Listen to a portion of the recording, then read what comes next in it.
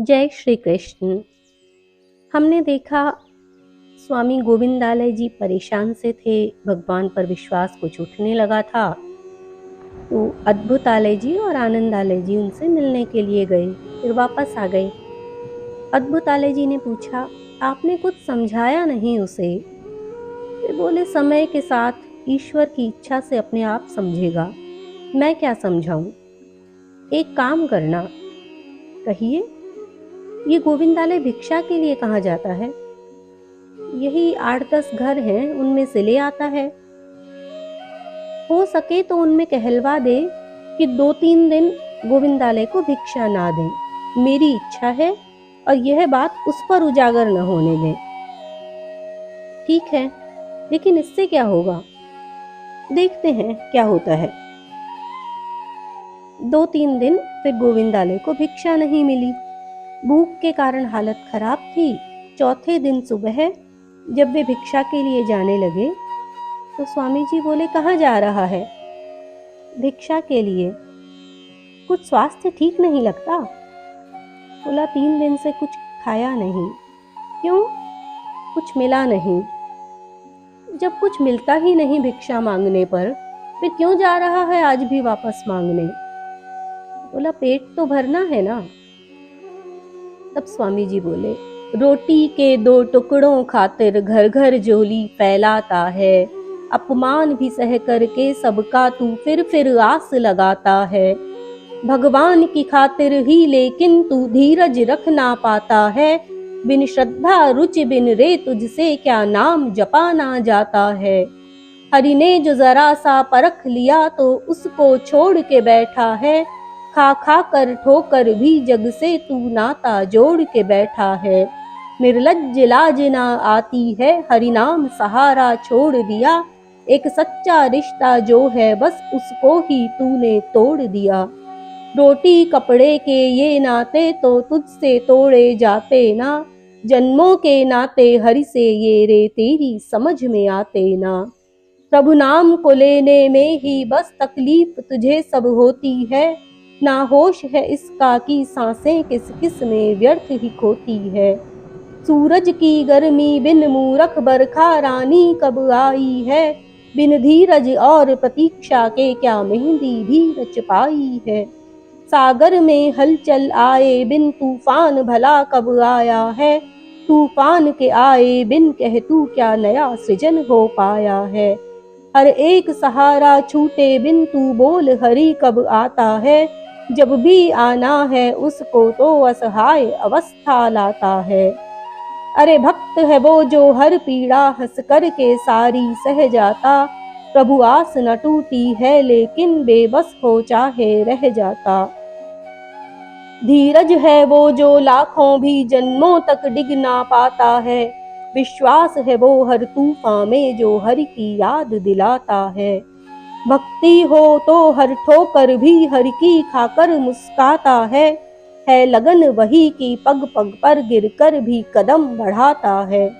निष्ठा है वो हरि छोड़ कहीं जो झोली ना फैलाता है, अरे वो है समर्पण झेल के दुख भी मुख पर उफ ना लाता है। सुन जपते जपते नाम हरि ये जीवन ही खप जाता है, जब जीवन हो बलिवेदी पर तब जान ले हरि खुद आता है। बेचैन तू होकर 2 दिन में क्या यूं जतलाना चाहता है, क्या तेरे कहने से ही हरि अस्तित्व यहाँ मिट जाता है। पाने वालों ने पाया है आगे भी पाते जाएंगे, हरि गान सभी ने गाया है आगे भी गाते जाएंगे। पाने वालों ने पाया है आगे भी पाते जाएंगे, हरि गान सभी ने गाया है आगे भी गाते जाएंगे। गोविंदालय की आंखों से अश्रुधार बह चली। उन्होंने स्वामी जी के चरण पकड़ लिए, मुझे क्षमा करें, मैं मूढ़ न जाने क्या सोच बैठा। स्वामी जी ने उठाया। रोटी की जितनी आवश्यकता है वैसी ही अपरिहार्य आवश्यकता यदि हमारे लिए प्रभु की हो जाए तो फिर हम ऐसी बातें नहीं कह सकते। जा भिक्षा ले आ। बोला, अभी तो कुटी में जाकर प्रभु स्मरण करना है, शाम को भिक्षा के लिए जाऊंगा। यह कहकर गोविंदालय जी कुटिया में चले गए। स्वामी जी ने भिक्षा से लौटकर अपनी भिक्षा गोविंदालय जी के लिए भिजवा दी। कुछ देर पश्चात स्वामी जी के पास एक राज कर्मचारी आया। प्रणाम स्वामी जी। प्रणाम। आपको महाराज ने बुलाया है। ये वे ही महाराज हैं जिनके दरबार में स्वामी जी को एक बार जाना पड़ा था। ये बोले, क्या काम है? कर्मचारी कहता है, राज दरबार में आपका प्रवचन करवाने की उनकी हार्दिक इच्छा है, इसीलिए मुझे भेजा है। वे स्वयं आना चाहते थे परंतु किसी आवश्यक कार्यवश नहीं आ सके और मुझे भेजा है। महाराज से कहना, जब उस आवश्यक कार्य से अधिक आवश्यकता प्रभु की जान पड़े तब इस विषय में आगे बात करेंगे। कर्मचारी चला गया। अगले दिन राजा स्वयं आया। प्रणाम। कल की आपकी बात ने मेरे नेत्र खोल दिए। कृपया आज शाम को राज दरबार का निमंत्रण स्वीकार कीजिए। स्वामी जी हाथ जोड़कर बोले, मैं क्षमा चाहता हूँ। पहले ही इस विषय में बहुत बहस हो चुकी है, अब हम इनमें और ना ही उलझें तो ही उचित है। वो बोला, मैं भोजन पर आमंत्रित नहीं कर रहा, प्रवचन के लिए कह रहा हूँ। बोले, मैं पुनः क्षमा चाहूंगा, परंतु इसके पीछे कोई विशेष कारण? बोले, राज दरबार मुझे प्रवचन के लिए उपयुक्त स्थान प्रतीत नहीं होता। क्यों? बोले, आपका आसन ऊंचा होगा तो आपके लिए ठीक नहीं, और इस सन्यासी का आसन राज दरबार में ऊंचा होना सन्यासी को स्वीकार नहीं। मैं बोला, वह दरबार आपको किसी भी दृष्टि से राज दरबार नहीं लगेगा। स्वामी जी कहते हैं, जिसे चर्चा करनी हो उसे आप यहीं आश्रम में ले आएं तो उचित होगा। क्षमा कीजिए, वहां जाने में मैं अपनी असमर्थता शब्दों में व्यक्त नहीं कर सकता। जैसी आपकी इच्छा। वह चला गया। उसे लगा स्वामी जी में अभिमान हो गया है। अमर श्रीवास्तव राजा के पास आता रहता था। राजा ने उससे भी कहा। अमर कहता है, इट्स अ जनरल थिंग, सन्यासी होने का प्राउड होना क्या बड़ी बात है। बट एज आई सॉ, वे ऐसे नहीं लगते। तुम परीक्षा करो। Well, I can try. वह स्वामी जी के पास आया और कहता है, Swami ji, if you don't take otherwise, एक बात कहना चाहता हूँ। बोलो। आप में प्राउड तो नहीं आ गया?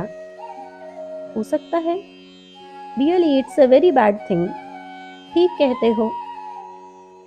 आई वॉन्ट कि आप में अभिमान ना रहे। I want to remove it. बहुत अच्छा है, तुम दूर कर दो। वे कुछ रुक कर कहते हैं, अभी मैं मंदिर में जाकर हरिस्मरण करना चाहता हूँ। स्वामी जी कुछ अंतर में डूब रहे थे। यही तो, दैट्स द पॉइंट। मैं बैठा हूँ और आप उठकर जाना चाहते हो। स्वामी जी को उसने नहीं जाने दिया। वहां बैठे बैठे ही स्वामी जी अंतर में डूब गए। अश्रु प्रवाहित होने लगे। वे कुछ अस्पष्ट शब्दों में श्याम सुंदर से बातें करने लगे। अमर आश्चर्य से कहता है, why is he crying and to whom is he talking? Amritalay ji ने कहा, श्याम सुंदर से बात कर रहे हैं। अमर स्वामी जी से बात करने की कोशिश करने लगा, पर उन्हें बाह्य जगत का होश ही नहीं था। शिष्यों ने मना किया। अमर ने कुछ जांच करने के लिए उन्हें स्पर्श किया। आनंद की लहर उसके पूरे शरीर में दौड़ गई और वह नृत्य करने लगा। कुछ देर बाद सहज अवस्था में आया। तब तक स्वामी जी भी सहज थे। अमर नतमस्तक हो गया और बोला, हम जो कुछ ज्यादा पढ़ लिख जाते हैं वो इस स्टडी को ही गॉड मान लेते हैं और अपने आप को ही सुप्रीम। सच और भी बहुत कुछ पाना शेष रहता है। स्वामी जी हंसने लगे। जय श्री कृष्ण।